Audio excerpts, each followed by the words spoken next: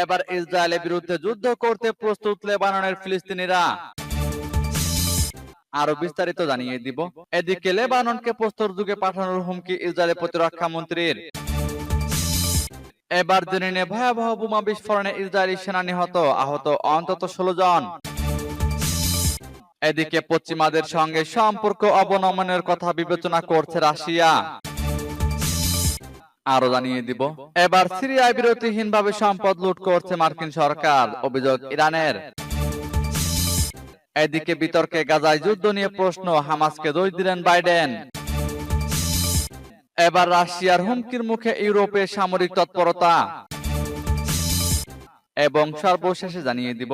এদিকে লেবাননের পাশে দাঁড়ানোর ঘোষণা এরদোগানের। শুনছিলেন সংবাদ শিরোনাম, এখন বিস্তারিত।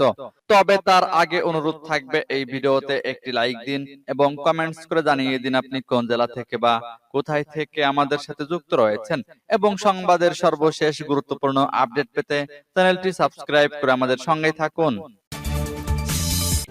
এবার ইসরায়েলের বিরুদ্ধে যুদ্ধ করতে প্রস্তুত লেবাননের ফিলিস্তিনিরা।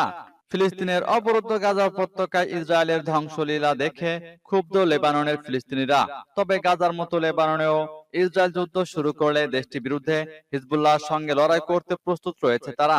সম্প্রতি হিজবুল্লাহর বিরুদ্ধে ইসরায়েলের সর্বাত্মক হামলার ঝুঁকি দেখা দিয়েছে। এর মধ্যে লেবাননের শরণার্থী শিবিরে বেশ কয়েকজন শরণার্থী এই সংবাদ মাধ্যমকে তারা তাদের এই লড়াইয়ের কথা জানান। খবর আল জাজিরার। বৈরুতে শাতিলা ফিলিস্তিনি শরণার্থী শিবিরের শরণার্থীদের সঙ্গে কথা বলেছে আল জাজিরা। প্রতিরোধ আন্দোলনের সঙ্গে জড়িত অনেক মানুষ সংবাদ মাধ্যমটিকে বলেছেন তারা ভীত নন এবং ইসরায়েলের বিরুদ্ধে হিজবুল্লাহ ও এই অঞ্চলের অন্যান্য প্রতিরোধ যোদ্ধাদের সঙ্গে মিলে লড়বেন। তবে তাদের মনে পরিবার ও বেসামরিকদের নিয়ে ভয় কাজ করছে। তারা আশঙ্কা করছে গাজার মতো লেবাননের ঘন জনবসতিপূর্ণ শরণার্থী শিবিরেও হামলা চালাবে ইসরায়েলি সামরিক বাহিনী। শাতিলায় Popular Front for the Liberation of Palestine General commando এর সদস্য আহেদ মাহার বলেছেন, ইসরায়েলি সেনাদের কোনো নৈতিকতা নেই, তারা মানবাধিকার মানে না এবং শিশুদের অধিকারের কথাও বিবেচনা করে না। তিনি আরো বলেন, ইসরায়েলি সেনাবাহিনী শুধু প্রতিশোধ নিতে জানে। এদিকে লেবাননকে প্রস্তর যুগে পাঠানোর হুমকি ইসরায়েলের প্রতিরক্ষা মন্ত্রীর। ইসরায়েল হুঁশিয়ারি দিয়ে বলেছে তারা লেবাননে যুদ্ধ চায় না, তবে যুদ্ধ শুরু হলে দেশটিকে প্রস্তর যুগে ফেরত পাঠাবে। গাজা যুদ্ধের জেরে প্রতিবেশী দেশের সঙ্গে ক্রমবর্ধমান উত্তেজনার মধ্যে বুধবার এভাবে হুমকি দিয়েছেন ইসরায়েলের প্রতিরক্ষা মন্ত্রী ইয়োব গ্যালান্ট। খবর আল জাজিরার। গাজা যুদ্ধ শুরুর পর থেকে উত্তপ্ত লেবানন সীমান্ত। সম্প্রতি এই উত্তেজনার পারদ বাড়ছে। রাত হলেই সীমান্তে বাড়ে ইসরায়েল ও হিজবুল্লাহর হামলা পাল্টা হামলা। বেনিয়ামিন নেতানিয়াহু এখন সরাসরি সর্বাত্মক যুদ্ধের কথা বলছেন। চলতি সপ্তাহে ইসরায়েলের গণমাধ্যমে দেওয়া এক সাক্ষাৎকারে বেনিয়ামিন নেতানিয়াহু বলেছেন, দক্ষিণ গাজার রাফা শহরে শিগগিরই স্থল অভিযান শেষ করবে তার বাহিনী। এরপর হামাসের মিত্র হিজবুল্লাহর বিরুদ্ধে যুদ্ধের জন্য লেবাননের সীমান্তবর্তী এলাকার দিকে অগ্রসর হবে ইসরায়েল। যুক্তরাষ্ট্র সফররত ইসরায়েলি প্রতিরক্ষা মন্ত্রী গ্যালান্ট বুধবার ওয়াশিংটন ডিসিতে এক সংবাদ সম্মেলনে বলেন, যুদ্ধের প্রতিটি পরিস্থিতির জন্য প্রস্তুতি নিচ্ছি আমরা। আমাদের সামর্থ্য রয়েছে লেবাননকে প্রস্তর যুগে পাঠিয়ে দেওয়ার, তবে আমরা তা করতে চাই না। তিনি আরো বলেন, হিজবুল্লাহ খুব ভালো করে জানে যুদ্ধ শুরু হলে আমরা লেবাননে ব্যাপক ধ্বংসযজ্ঞ বয়ে আনতে পারি। লেবাননে জাতীয় সংবাদ সংস্থার মতে বুধবার দেশটির নাবাতিয়া এলাকায় ইসরায়েলি বিমান হামলায় একটি ভবন ধ্বংস ও 5 জন আহত হয়। জবাবে সীমান্তে ইসরায়েলি সামরিক অবস্থান লক্ষ্য করে হিজবুল্লাহ ক্ষেপণাস্ত্র হামলা চালায়। এবার জেনে নিয়ে ভয়াবহ বোমা বিস্ফোরণে ইসরায়েলি সেনা নিহত, আহত অন্তত 16 জন। পশ্চিম তীরের উত্তর অঞ্চলীয় জেনিন শরণার্থী শিবিরে রাস্তার পাশে পুঁতে রাখা বোমায় এক ইসরায়েলি সেনা নিহত ও বেশ কয়েকজন আহত হয়েছেন। নিহত সেনার নাম ক্যাপ্টেন অ্যালন সাগিউ। তিনি কাফির ব্রিগেডের হারুপ পুনরুদ্ধার ইউনিটের স্নাইপার টিমের কমান্ডার ছিলেন। বৃহস্পতিবার ভোরে শহর সংলগ্ন শরণার্থী শিবিরে হামাস নেটওয়ার্কের সদস্যদের গ্রেপ্তার বা হত্যার লক্ষ্যে জেনিনে রাতভর অভিযান চালাচ্ছিল ইসরায়েলি প্রতিরক্ষা বাহিনী। এ সময় এই ঘটনা ঘটে। আইডিএফ এর প্রাথমিক তদন্ত অনুসারে মেডিকেল ফোর্সের ব্যবহৃত একটি panther armoured personnel career operation চলাকালীন জেরিনের একটি রাস্তার নিচে পুঁতে রাখা বোমার আঘাতে ক্ষতিগ্রস্ত হয়। মধ্যরাতে বিস্ফোরণটি এপিসির ভেতরে থাকা সৈন্যদের সামান্য আহত করে।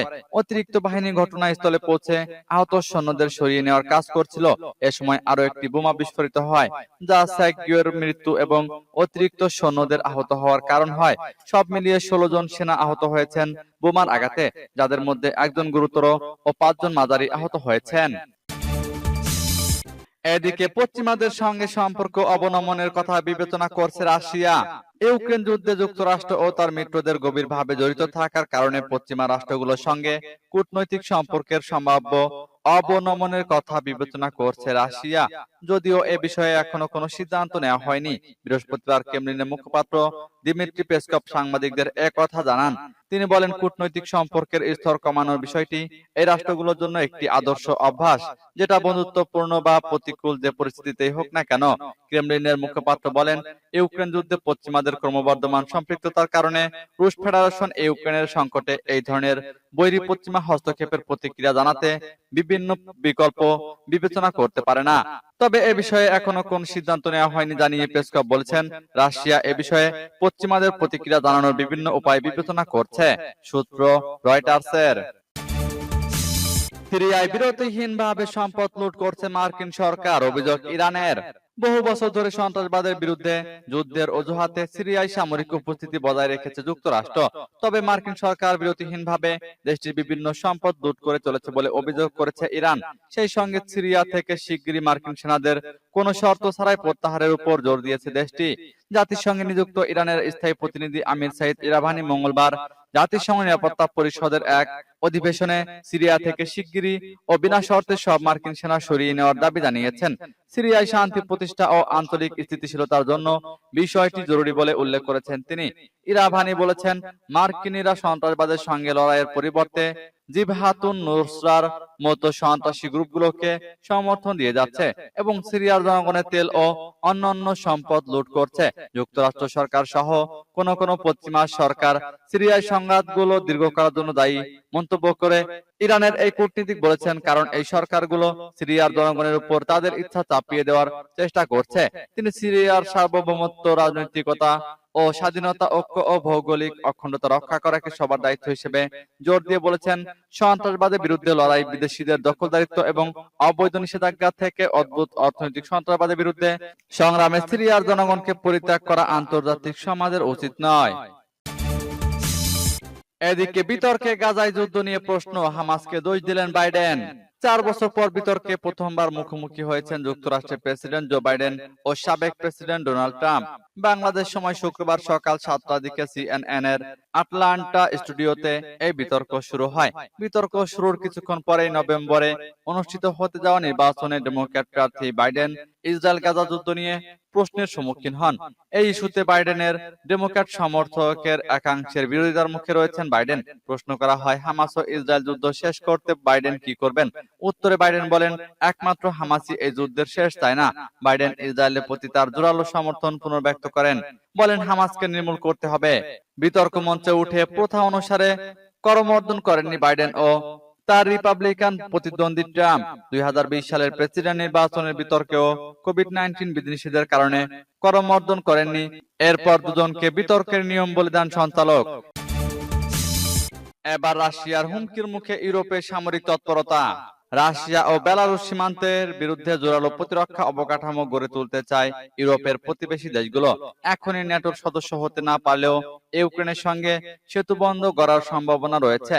ইউক্রেনের উপর চলমান রাশিয়ার হামলার পরিপ্রেক্ষিতে ইউরোপের কিছু দেশ নিজস্ব নিরাপত্তা আরো জোরালো করতে ইউরোপীয় স্তরে বিশেষ প্রস্তুতি ডাক দিয়েছে। রাশিয়া ও তার সহযোগী দেশ বেলারুশের স্থল সীমান্ত বরাবর ইউরোপীয় ইউনিয়নের বিশেষ প্রতিরক্ষা বলয় সৃষ্টির প্রভাব দিয়েছে পোল্যান্ড, লিথুয়ানিয়া, লাটভিয়া ও এস্তোনিয়া। শুধু সামরিক হস্তক্ষেপ নয়, রাশিয়া সীমান্তে অস্থিরতা সৃষ্টি করতে অন্যান্য ক্ষতিকর কার্যকলাপও চালাতে পারে বলে এই দেশগুলি আশঙ্কা করছে। বৃহস্পতিবার ও শুক্রবার ব্রাসেলসে ইউরোপীয় ইউনিয়ন শীর্ষ সম্মেলনে সেই প্রস্তাব নিয়ে আলোচনা হবে বলে শোনা যাচ্ছে। ইউরোপের সুরক্ষার লক্ষ্যে এমন সামরিক অবকাঠামো গড়ে তুলতে ইউরোপীয় ইউনিয়নের সব সদস্য দেশের আর্থিক সহায়তার প্রয়োজন হবে। সামরিক প্রস্তুতির পাশাপাশি হাইব্রিড নাশকতার নানারূপ মোকাবেলার ব্যবস্থার প্রয়োজন বলে মনে করে পোল্যান্ড ও বাল্টিক দেশগুলি।